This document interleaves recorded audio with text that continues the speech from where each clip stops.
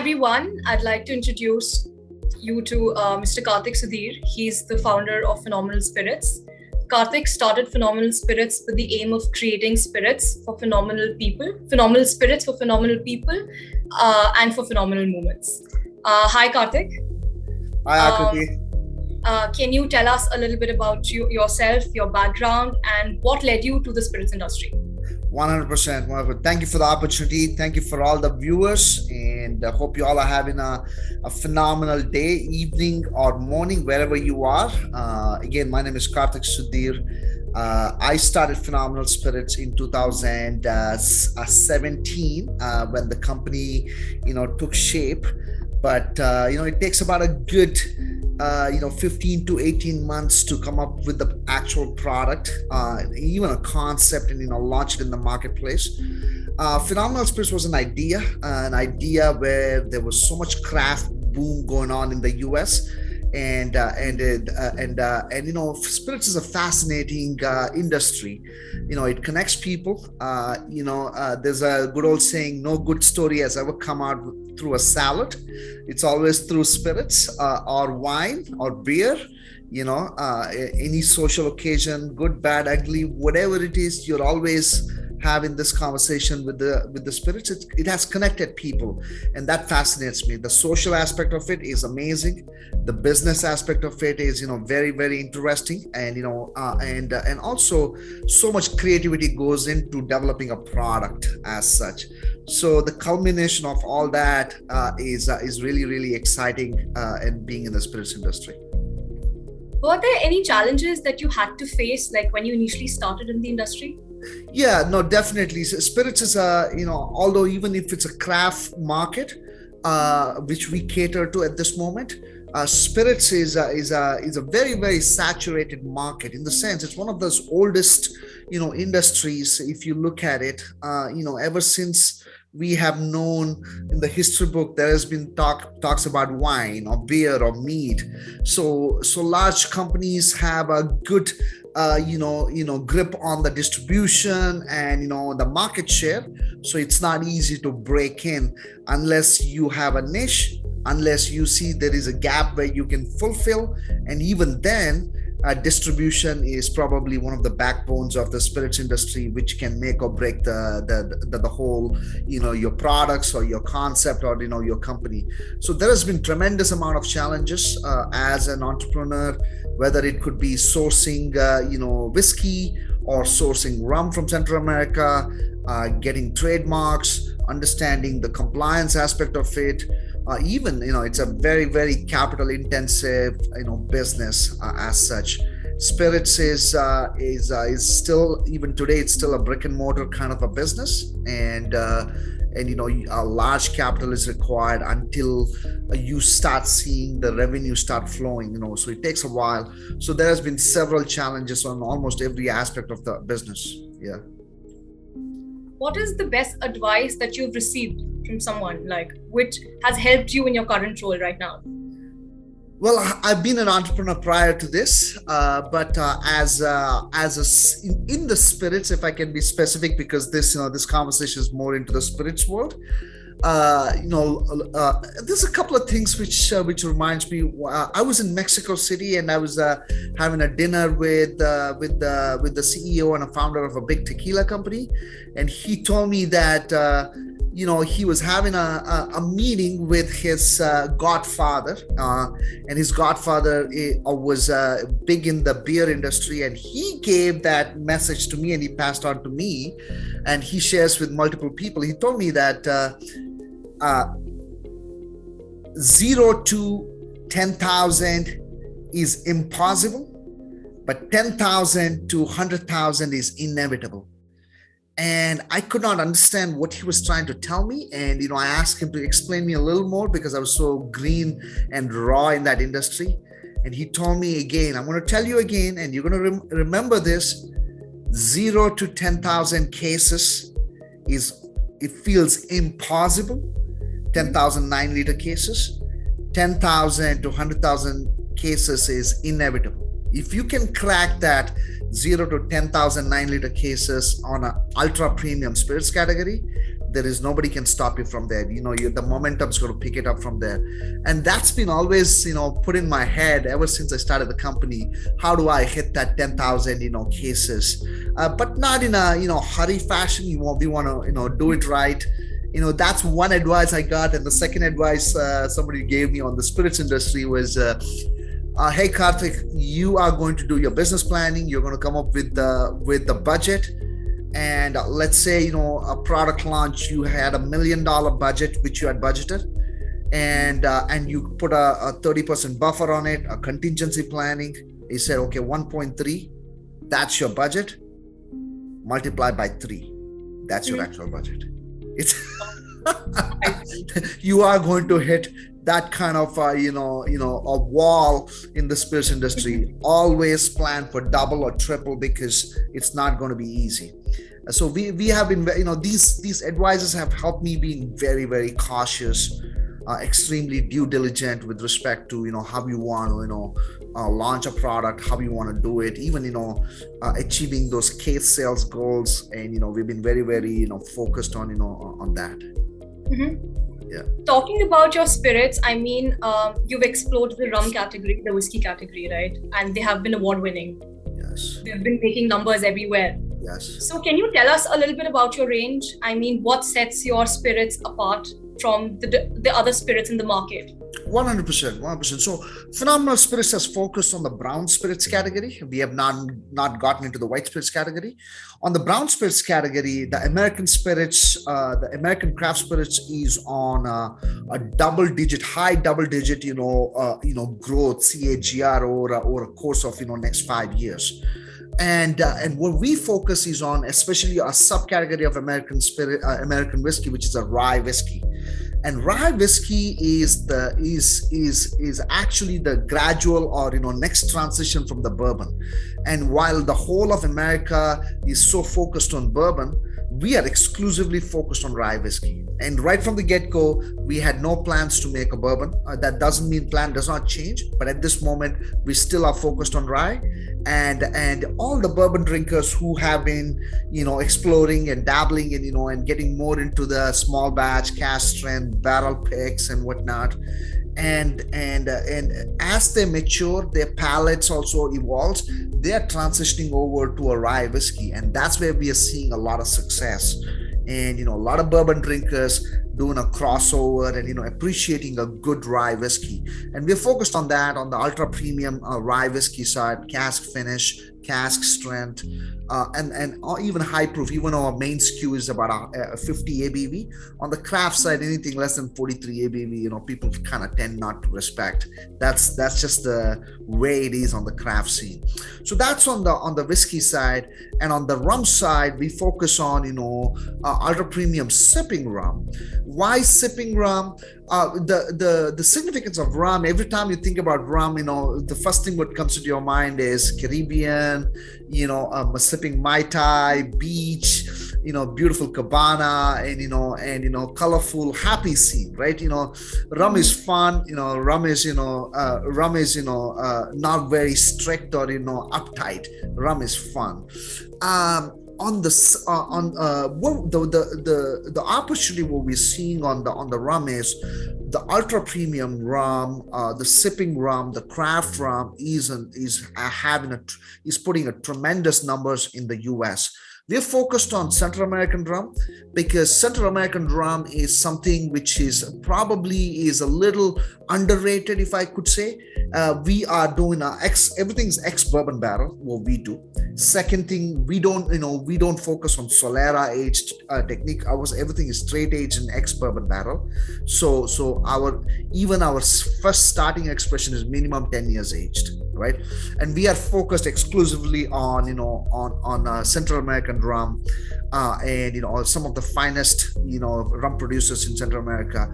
And our specialty is blending. We take something good and we make it phenomenal, and that's our focus. The art and craft of blending is been going on for over 200-300 years in Scotland, and we are taking those basic principles and and employing within our an organization, and are able to make some amazing products and release it in the marketplace. Yeah, that's what we are focused on. Okay.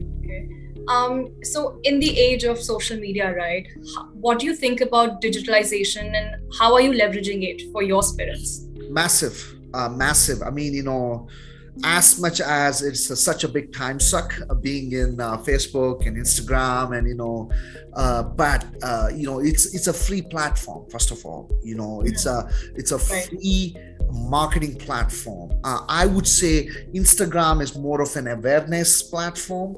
Facebook is where you can actually have a conversion platform, not only just awareness but also a conversion.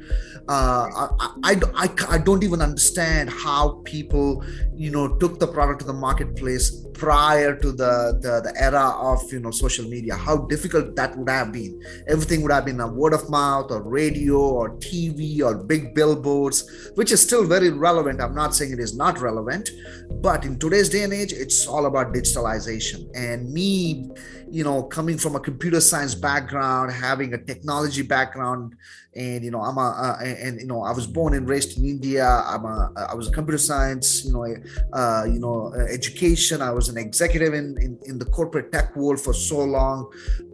That has tremendously helped me. All our product are launched.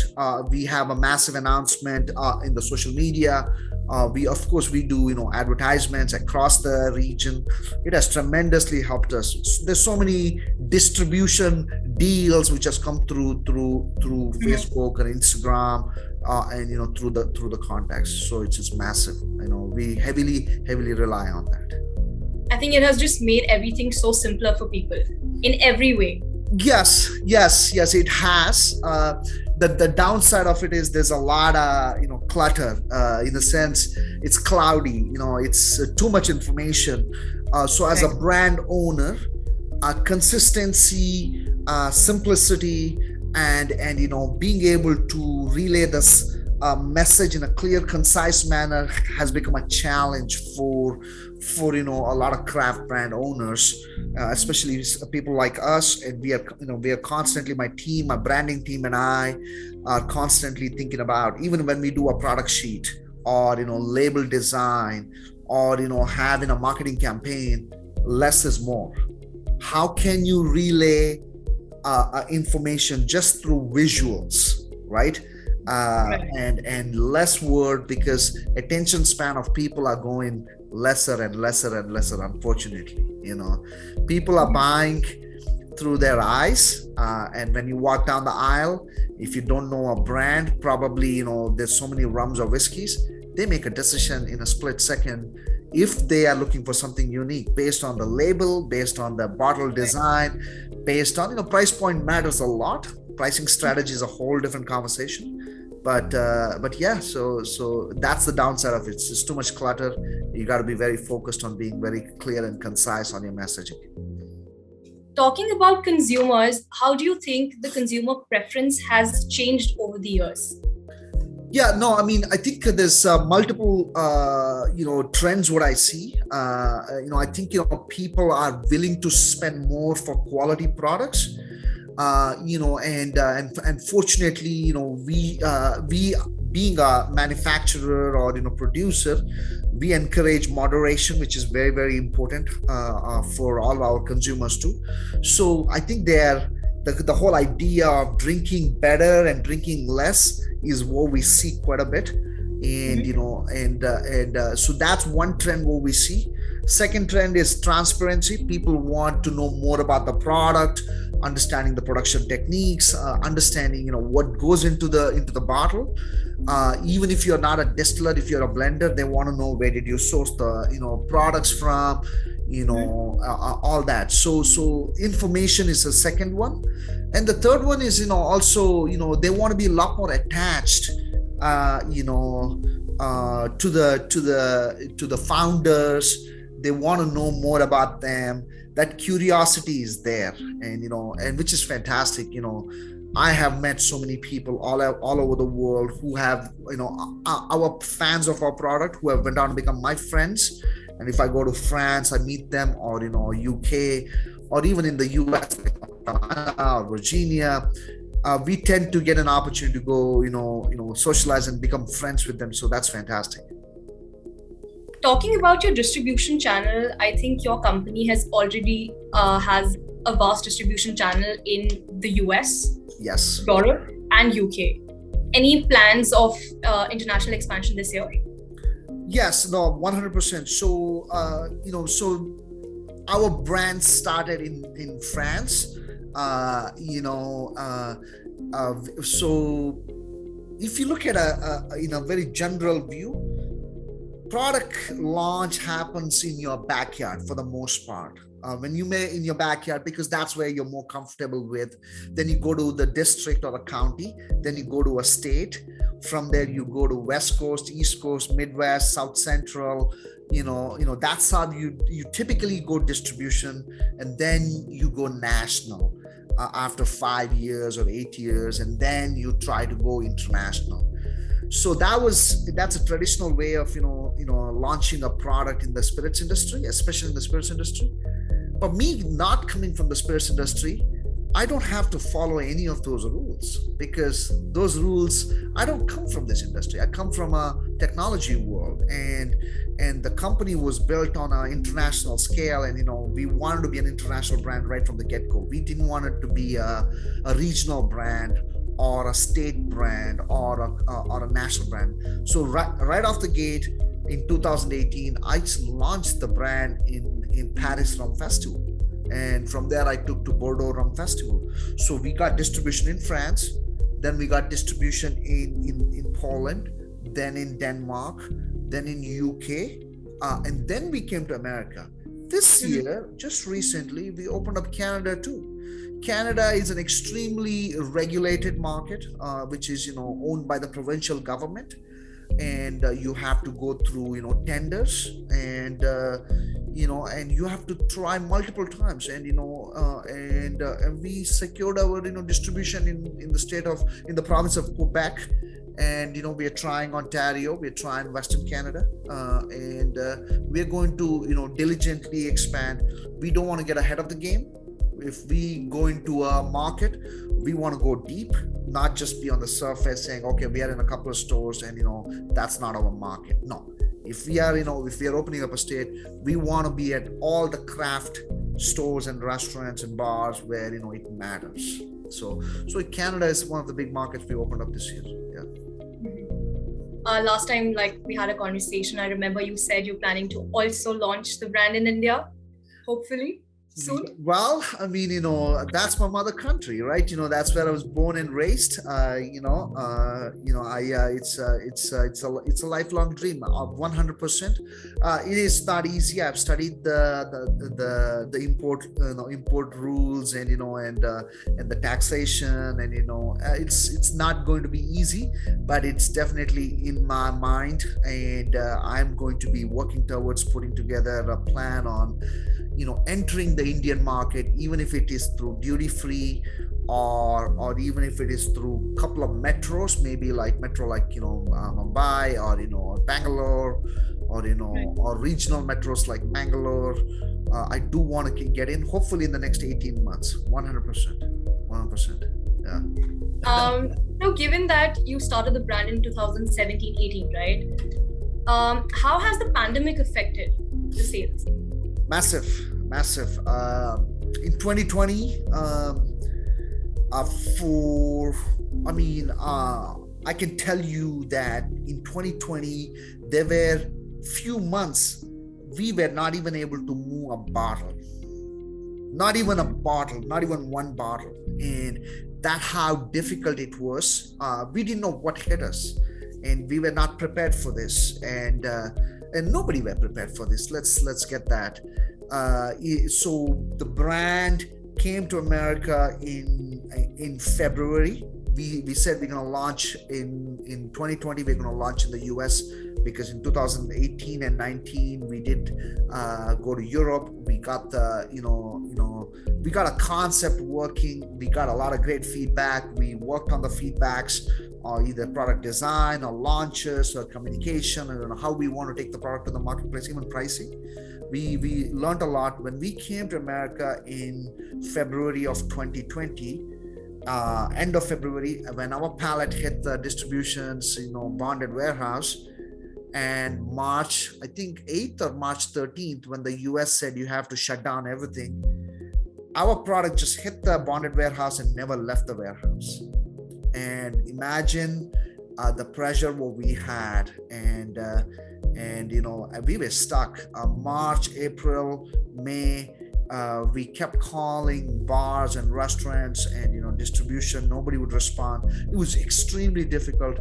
That's when we decided that doing the same thing and expecting different results, it's not going to happen, and so we have to do something else. That's when we took everything to social media platform. We started launching product in the social media platform through an e-commerce channel, and started creating the buzz. And that's how we contacted multiple spirits enthusiasts and spirits experts, and to review our product and give us an honest feedback to the consumer.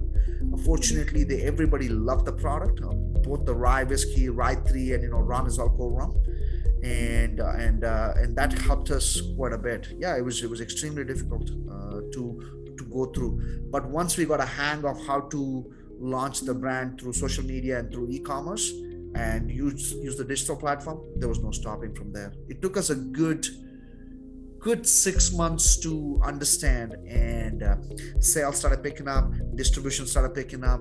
There was momentum. That was a dominoes effect. It was there was no stopping after that. Yeah.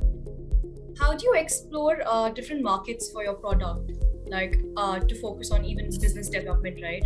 That's actually a very, very good question. There's a method to the madness. Every founder and every company executive have their own analysis, or their perception of which markets they want to launch. I take about 3 different approaches. Data points are extremely important. We are very data driven. There's a good old saying, numbers don't lie, right? So you got to rely on numbers, and numbers has no emotions, and that's the beauty of it. It's objective. So we look at the numbers, which country, if I were to launch rum, which country is trending for craft rum, especially a molasses based craft, a high luxury, who appreciate and who also are open for trying new brands, which state, which country. So we make that analysis, and so there's a lot of good information in Nielsen, IWSR, and there's a lot of good information in the marketplace. So that's one aspect. Second aspect is we also look into the distribution, and that this distributor is the right distributor for this particular market, and if the answer is yes, then we go with it. We don't get desperate. Okay, let's say we have not opened up New York yet. New York is one of the a big market, big spirits consuming state, a massive state. We have not opened it yet because we are yet to secure a right distribution partner who can and alignment has to happen. So that's number 2. Number 3 is also we look at trends. There are some markets which is a lot more whiskey driven than rum driven. So we look into saying, okay, we're going to launch this particular state through whiskey first, our rye whiskey, Rye 3 whiskey, and we are going to incubate it. We're going to learn it, learn the market, and after 6 months we're going to launch the rum after, because we know the market now, we know the distribution. We have let's say 50 points of distribution now in that particular state, all craft spirit stores and and bars and restaurant. Now we have a base. Now we can go ahead and get the rum launched. So there's a method to the madness. So these are some things which we look into before we launch the brand. Right now in the US, we are in 19 states in the US, and it's been only 2 years since we came to US. So in 2 years we're in 19 states, and France, Denmark, Poland, UK, and Canada, and and hopefully in India in the next 18 months. We'll see. Yeah. We'll see how that goes. Is there any advice you would like to give to someone who wants to enter the industry? Yeah, no, 100%. It's a fascinating industry. I would say do your due diligence. Don't get into into the industry just for the sake of it because you are passionate about it or you are interested. Passion just does not pay the bills. Passion just does not build a company. You also need to have realistic plans, realistic goals, and like I said, it's a very very crowded space. And also I always say there's a wave. You got to see if you can catch the wave. For example, in the US, there's a wave, tequila wave, right? Tequila has become a celebrity, category at this moment, right? If I were to start a tequila brand right now, I wouldn't say it's late. It's not late, but maybe I should have kicked off 4 years back, 5 years back, right? Right now, tequila is become a celebrity, category. So that's a wave. Did you catch the wave or did you miss the wave, right? So for example, in India, there was a massive boom for microbreweries about 10 years back. The boom is still on. Now there's a boom for gin in India. There's a lot of curiosity for gin because of amazing spices we have in India. So that's a wave, and if somebody wants to catch that wave, they definitely should. But like I said, passion does not just pay the bill. You got to be realistic, put a plan together, put a team together, do the prototype, have a concept, and and then execute on it. Execute on it. 100%. Lastly, are there any releases? Are there any upcoming releases for Phenomenal Spirits? Yes. Innovation is a cornerstone of our of our company. We are we have multiple launches coming up, very very exciting times. We have on the rum side, just 12 months back, we launched something called as Ron Izalco 10-year private reserve. It's a cask strength expression of Ron Izalco 10-year, and no additives, no color, no sugar, none of that added.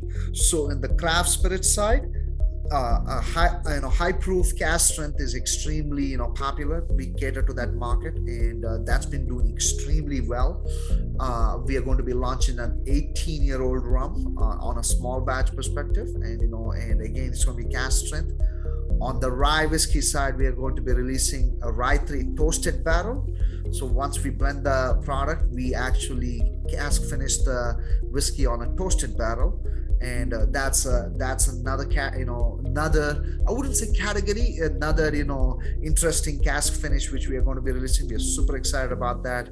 We're going to be doing a Madeira cask for rye whiskey and Rye 3 Madeira cask at cask strength. So these are all like barrels which we are going to release as a barrel pick to whiskey clubs and large retail companies where they focus on retail single barrels and small batch and cater to the craft market. So multiple releases coming up this year. Yeah. Okay. If I have to ask you, which is your favorite? Good Lord, you're asking me, choose your favorite child. How is it possible? I'm a big rum, fan without a doubt. But if I were to consume spirits, it's all mood driven and occasion driven. I love a good rum, a solid, well aged. Anything beyond 7 years and above. I'm not a big Solera fan. I'm more of a straight aged and ex bourbon on a higher proof. I really truly enjoy it. Currently, I'm still in a rye kick. I think I've done my bourbon research quite a bit, and bourbon tends to be a little more sweet forward for me, a little more because of high content of corn. I'm more of a rye whiskey fan. I would say, if you ask me,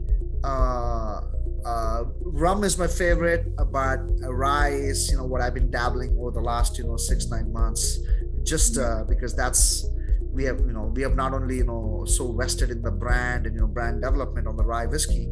It's very very complex spirits, a lot more cinnamon, a lot more spice, a lot more a lot more complexity involved in the rye whiskey is what I feel. Yeah.